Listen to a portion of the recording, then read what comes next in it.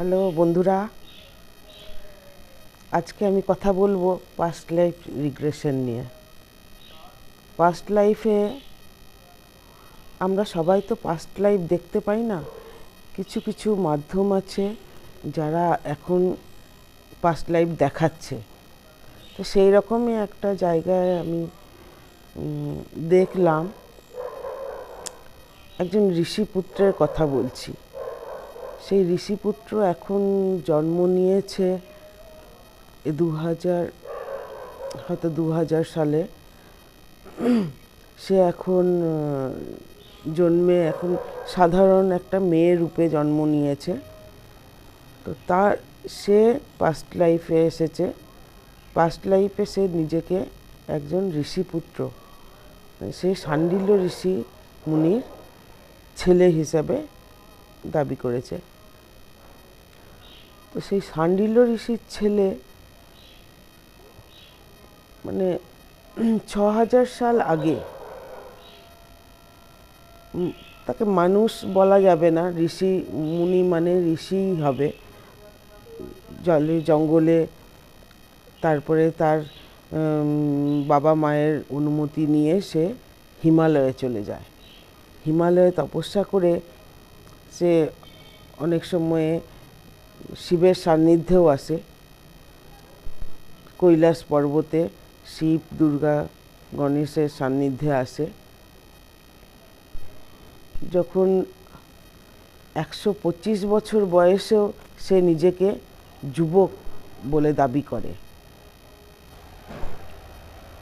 যখন তার মৃত্যু হয় তখন তার বয়স ছিল 1000 বছর। 1000 বছরে যখন সে দেখল যে তার প্রাণবায়ু যখন বেরোচ্ছে, প্রাণবায়ু তার মাথার তালু দিয়ে বেরোচ্ছে। সাধারণত আমরা যারা মানুষ হিসেবে জন্মেছি, মুখ, নাক, চোখ, কান, পায়ু এইসব জায়গা দিয়েই প্রাণবায়ু বেরোয়। তো তার বেরিয়েছে মাথার তালু দিয়ে। সে নিজেকে দেখছে প্রাণবায়ু তো বেরোলো, কিন্তু প্রাণবায়ু আস্তে আস্তে শিবের সঙ্গে, শিবের বুকের মধ্যে মিলিয়ে গেল। এটা তার একটা জন্ম ছিল। যখন সে ওখানে শিবের শরীরে যখন বিলীন হয়ে যায়, তারপরে আবার সে জন্ম নেয় শ্রীকৃষ্ণের গোপী রূপে। শ্রীকৃষ্ণের গোপী রূপে যখন জন্মগ্রহণ করে, তখন সে খুব বেশি কথা অত আমি জানতে পারলাম না। যেটুকুন জানতে পারলাম, শ্রীকৃষ্ণ যখন যাকে কথা দিত, কিংবা তার কথার খেলাপ কেউ করতে পারত না। প্রতিটা গোপীর সঙ্গে সে বিরাজ করত। সে বিবাহিত হোক অবিবাহিত হোক, প্রতিটা গোপী তার সঙ্গে তাকে যখনই মনে হতো যে হ্যাঁ, আমার কৃষ্ণকে এখন পাশে থাকলে তার খানিকক্ষণ বাঁশির শব্দ শুনলে সে মোহিত হতে পারে, সেই সময়ের জন্য কৃষ্ণকে সে ডেকে নিলেই তখন কৃষ্ণ তার পাশে হাজির।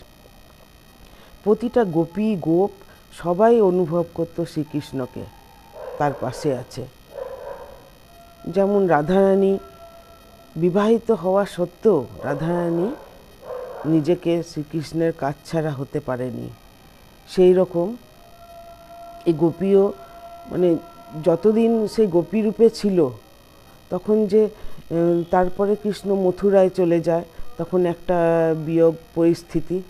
এখন সে জন্ম নিয়েছে আবার। এখন সে নিজেকে প্রতিষ্ঠিত, অনেকটা হালকা বোধ করছে। যদি আমার এই ভিডিওটা অনেক ভালো লাগে, লাইক, শেয়ার, সাবস্ক্রাইব অবশ্যই করে দিবেন। একটা ফলো নিশ্চয়ই করে দিবেন। হরে কৃষ্ণ।